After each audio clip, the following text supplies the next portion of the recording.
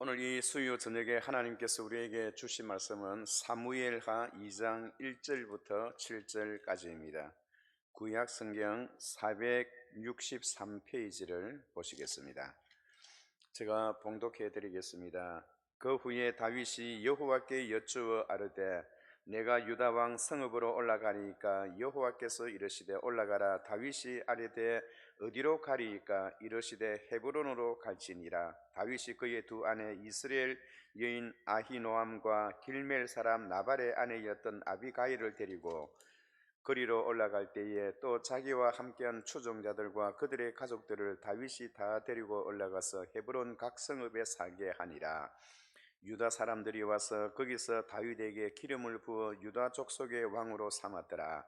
어떤 사람이 다윗에게 말하여 이르되 사울을 장사한 사람은 길앗 야베스 사람들이니이다 하며 다윗이 길앗 야베스 사람들에게 전령들을 보내어 그들에게 이르되 너희가 너희 주 사울에게 이처럼 은혜를 베풀어 그를 생각하였으니 여호와께 복을 받을지어다. 너희가 이 일을 행하였으니 이제 여호와께서 은혜와 진리로 너희에게 베푸시기를 원하고 나도 이 선한 일을 너희에게 갚으리니 이제 너희는 손을 강하게 하고 담대히 할지어다. 너희 주 사울이 죽었고 또 유다 족속이 내게 기름을 부어 그들의 왕으로 삼았음이니라 하니라. 아멘. 오늘 저는 이 수요 저녁에 여호와께서 은혜와 진리로 너희에게 베푸시기를 원하고 이 한 구절의 말씀을 중심으로 하여 하나님의 말씀을 전하고자 합니다. 하나님께서 사람을 만드시고 난 이후에 제일 먼저 하셨던 일이 무엇인가? 하나님이 아담과 하와를 만드시고 제일 먼저 하신 일이 그들에게 복을 주셨어요. 복을 주셨는데 어떤 복을 주셨느냐?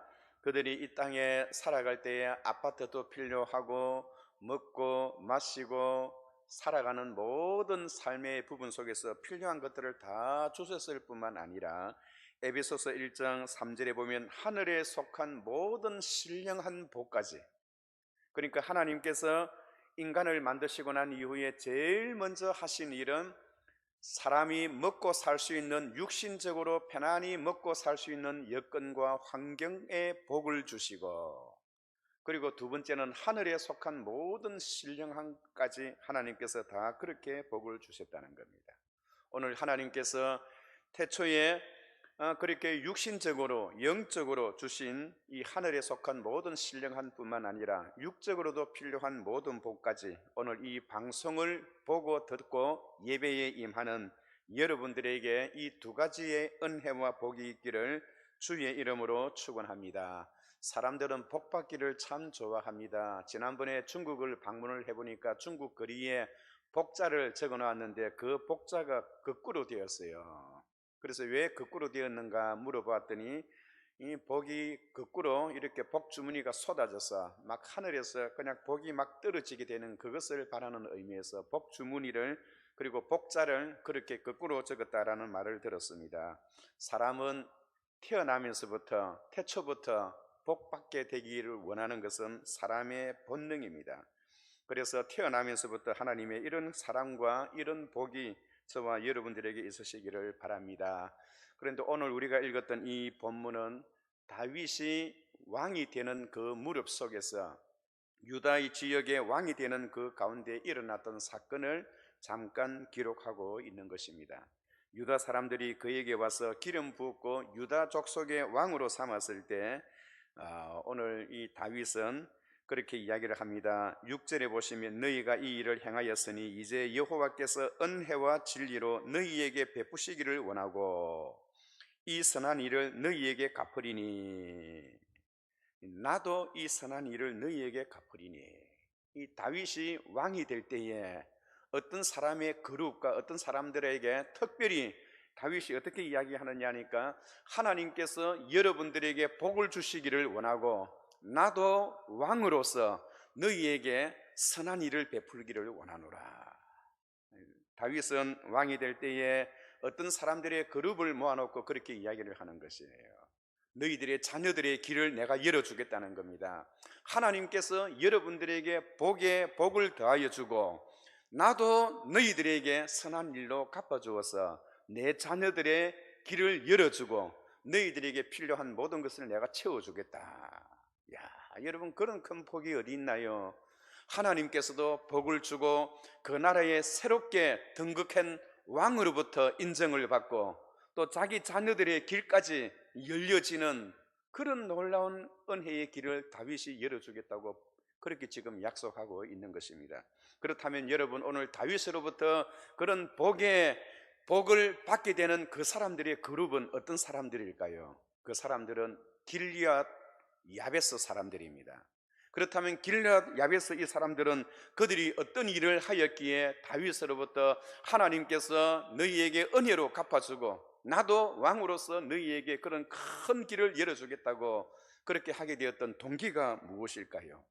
그 길앗 야베스 사람들은 무슨 일을 어떻게 하였기에 다윗으로부터 처음 왕으로 등극받는 그 다윗으로부터 그런 풍성한 은혜와 또 그 왕이 하나님께서 그들에게 속한 모든 것을 다 채워주겠다는 그런 약속을 받게 됐던 그들은 무슨 일을 어떻게 했기에 그들은 그런 복을 받겠다고 그렇게 다짐하고 있습니까?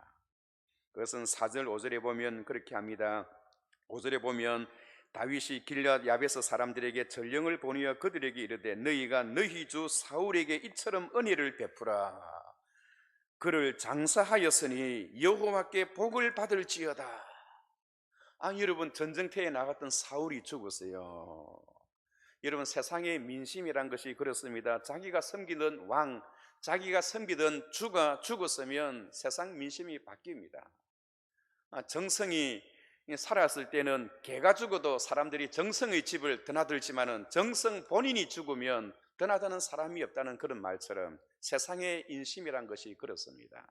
사울이 전쟁터에서 자기 아들과 함께 자살해 죽고 왕이 없어요. 그리고 블레셋 사람들은 그 사울의 시체와 그리고 그 아들들의 시체를 성벽에 갈아넣어 저작거리에 그 시체를 달아놓았어요.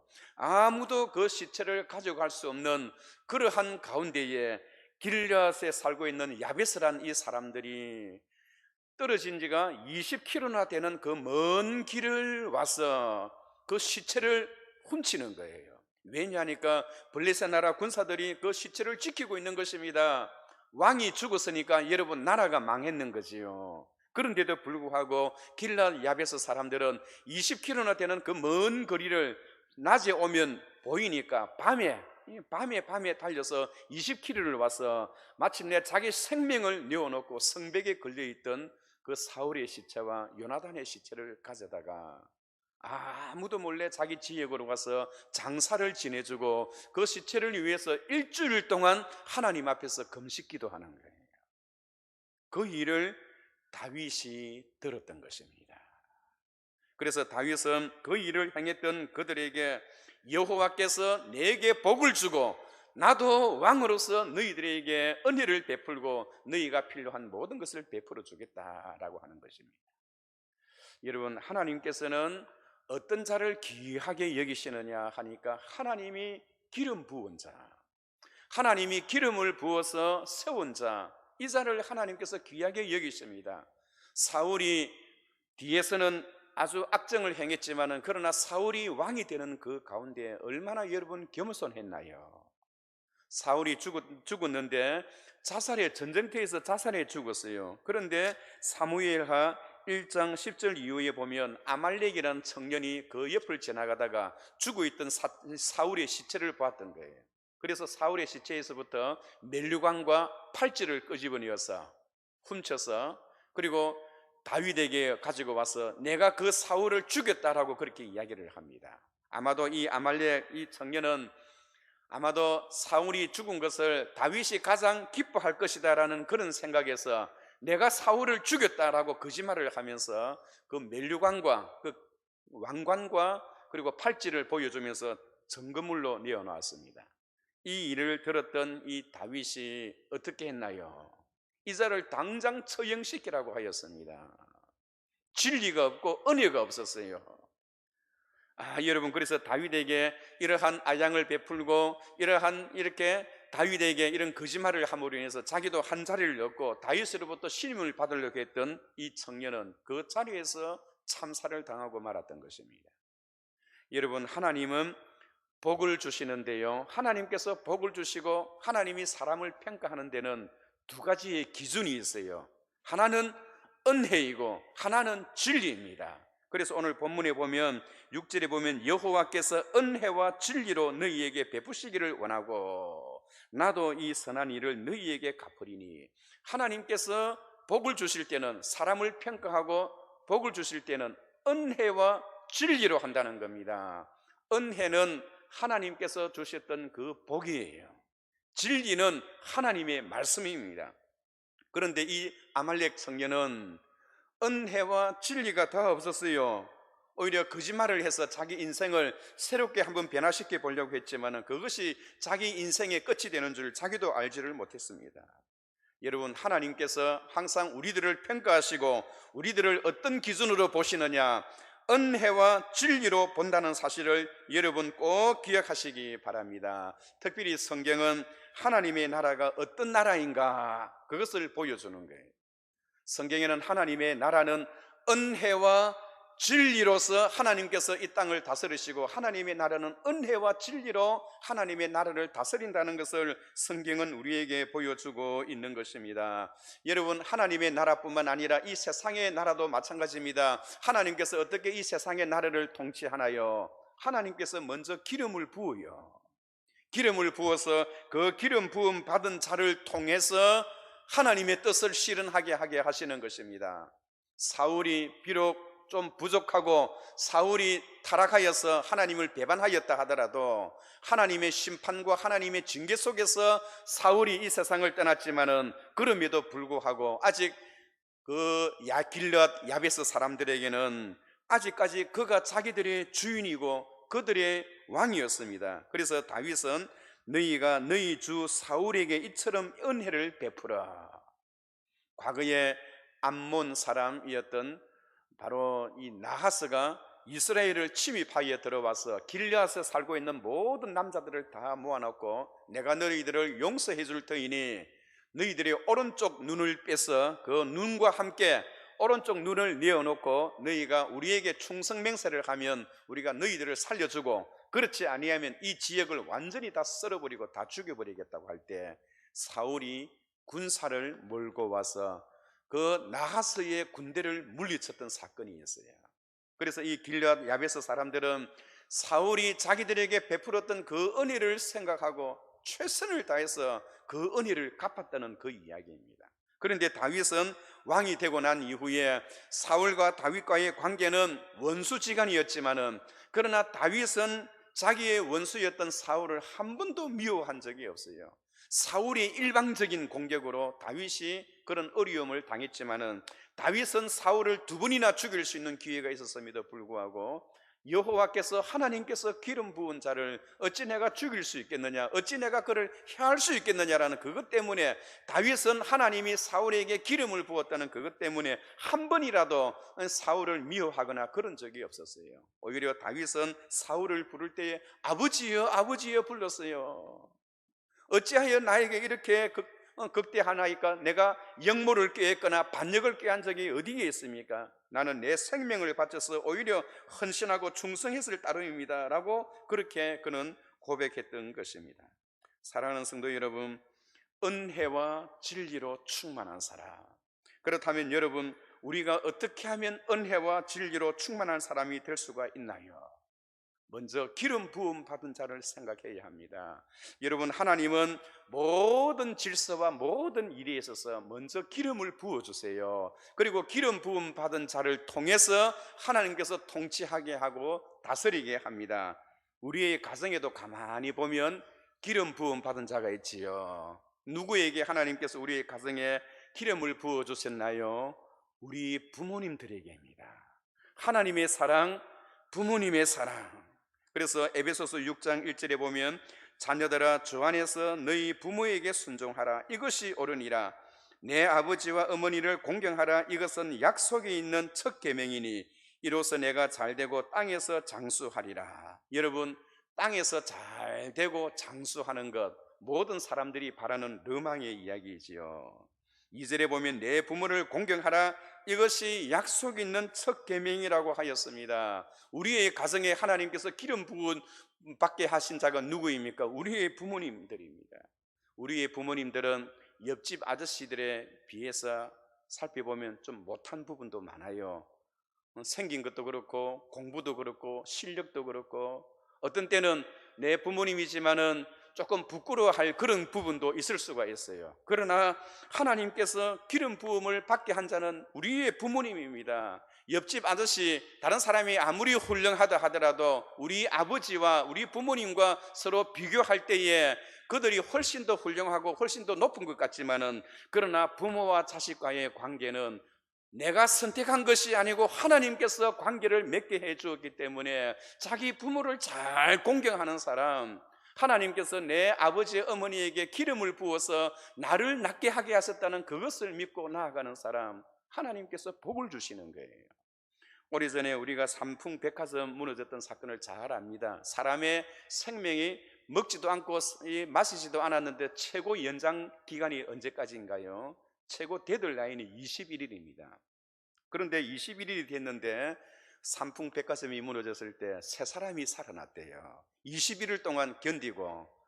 그런데 그 21일 동안 견뎠던 그 세 사람의 공통점이 있는데 다 어떤 사람들이냐 하니까 부모님께 잘하는 효사들이었다는 겁니다. 또 그리고 여러분, 우리 가정에 하나님께서 기름 부음 받은 자를 또 있습니다. 누구인가요? 특별히 가정에서도 보면 에베소서 5장 22절에 보면 아내들이여 자기 남편에게 복종하기를 주께 하듯 하라. 이는 남편이 아내의 머리됨이 그리스도께서 교회의 머리됨과 같음이니 라고 하였습니다. 남편에게 복종하고 순종하기를 주께 하듯 하라 라고 이야기를 합니다. 아무리 여성이 똑똑하고 잘나도 한 남자의 아내입니다. 요즘 남편들은 아내가 곰국을 끓이면 다 무서워한다고 하지요. 이사를 갈 때는 나이가 들수록 남편들은 졸지 말고 정신을 바짝 차리고 있어야 한다라고 이야기를 합니다. 여러분, 그러나 우리의 가정에 하나님께서 아버지 어머니에게 기름 부어주시고 남편에게 기름 부어줬다는 사실을 우리는 반드시 기억해야 합니다. 그리고 하나님께서 기름 부은 자가 또 누구입니까? 에베소서 6장 5절에 보면 종들아 두려워하고 떨며 성실한 마음으로 육체의 상전에게 순종하기를 그리스도께 하듯 하라. 우리 직장 생활할 때 우리 사장님들, 회장님들, 그분들이 조금 내 마음에 들지 아니한다 하더라도 데모하고 선동하고 그렇게 하지 말라고 하는 겁니다. 하나님께서 그들에게도 같이 기름을 부어줬다는 겁니다.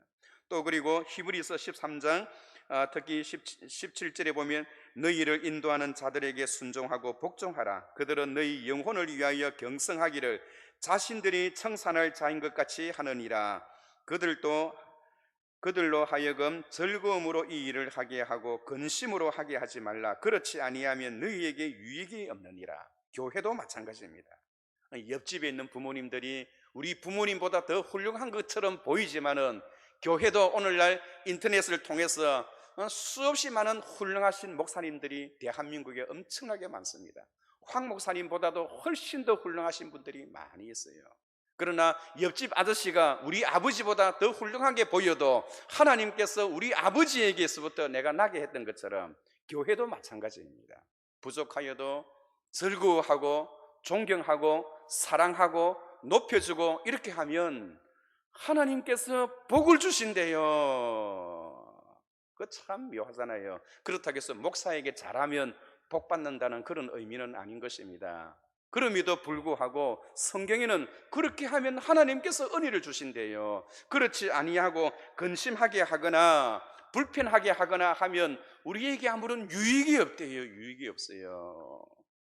사랑하는 성도 여러분, 하나님께서 사람을 평가하고 복을 주시는 데는 은혜와 진리의 방법 기준으로 하나님께서 그렇게 평가하시고 복을 주십니다. 여러분, 요한복음 1장 14절에 보면 우리 주님에 대해서 그분은 은혜와 진리가 충만하더라라고 평가하고 있습니다. 은혜와 진리가 가장 충만하신 분이 누구입니까? 우리가 섬기는 예수 그리스도이십니다. 우리의 힘으로서는 은혜와 진리로 이 일을 잘하지 못한다 하더라도 은혜와 진리가 충만하신 주님을 믿으면, 주님을 따르면 우리 주님께서 성경이 요구하는 대로 우리도 같이 은혜와 진리가 충만하게 하도록 하나님께서 그렇게 해 주신다는 겁니다. 구원은 우리가 하나님 앞에 은혜로 받지만은 진리는 우리가 공부를 해서 배워 나가야 하는 거예요. 구원은 받았는데 진리를 알지 못하면 엉뚱한 길로 가는 겁니다. 서울에서 부산까지 KTX를 타고 내려오면 우리의 목적지는 부산입니다. 대전이나 대구에 내려서는 아니 된다는 것입니다. 구원을 받았으면 하나님의 진리를 아는 데까지 그렇게 가야 한다는 것입니다. 특별히 디모데전서 2장 4절에 보면 하나님은 모든 사람이 구원을 받으며 진리를 아는 데에 이르기를 원하시느니라 라고 하였습니다. 우리가 구원을 받았으면 진리에 이르는 데까지 가야 한다는 것입니다. 오늘 야베스 사람들은 과거에 그에게 베풀어 주었던 그 은혜를 갚음으로 인하여 다윗으로부터, 하나님으로부터 은혜와 진리로 평가하시고 복을 주시는 그 하나님 앞에, 그리고 다윗으로부터 그런 큰 은총을 입게 되었어요. 오늘 우리 믿음 생활의 모든 기준도 하나님께서 우리를 바라보는 그 기준이 은혜와 진리입니다. 어떤 사람은 은혜는 있는데 진리는 없어요. 또 그 반면에 어떤 분은 은혜는 없는데 진리만 있어요. 은혜는 없는데 진리만 있으면 어떻게 되나요? 그건 크리스찬 성도가 아니고 하나님의 사랑을 모릅니다. 그 반면에 은혜는 있는데 진리가 없으면 그건 기독교인이 아니에요. 불교를 믿거나 이슬람을 믿거나 다른 종교에도 은혜스럽게 이해하고 지나가면 되니까요.